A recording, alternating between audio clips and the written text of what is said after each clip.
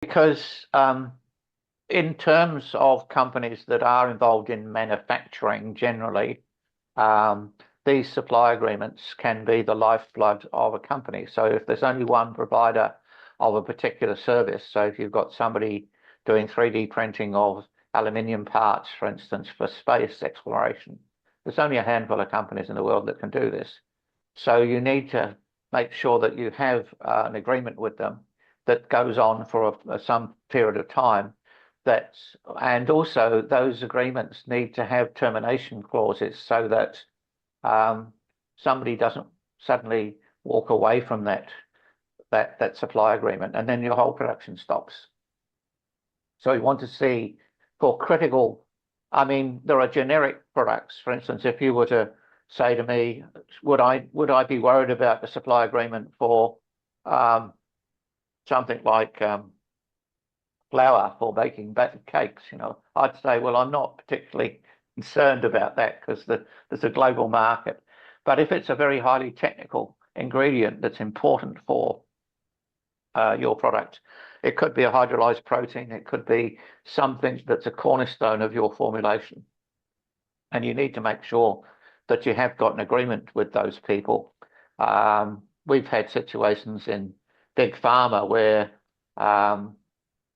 we changed the production of one company into capsules, which were gelatin capsules, which dissolve much more readily than a tablet, for instance, and they're easier to swallow, and they're easier to make in terms of making the final product. And we had this company, and they had a supply agreement with an Italian company who manufactured the capsules for them. That company was then taken over by a multi-million-dollar company, and then they refused to supply this company with the capsules.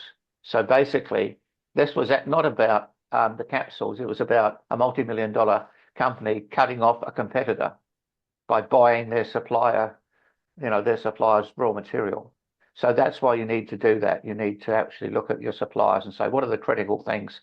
And that extends into other, this is what we like to do at VC Validate, is to make it extend into what possible effects could anything have on the manufacture of the goods. So for instance, the ceasefire in the Middle East has failed.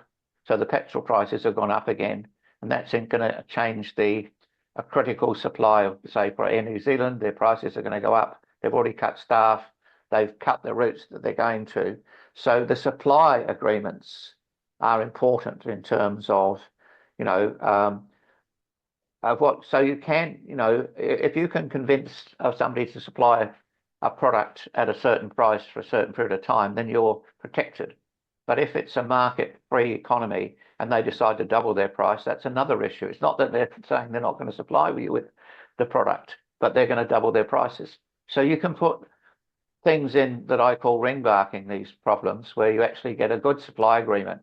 So we can help our clients with that and say, from our experience, those supply agreements are critical, particularly if there's obviously it's not so much of an issue for software companies because they don't have manufacturing issues and so on.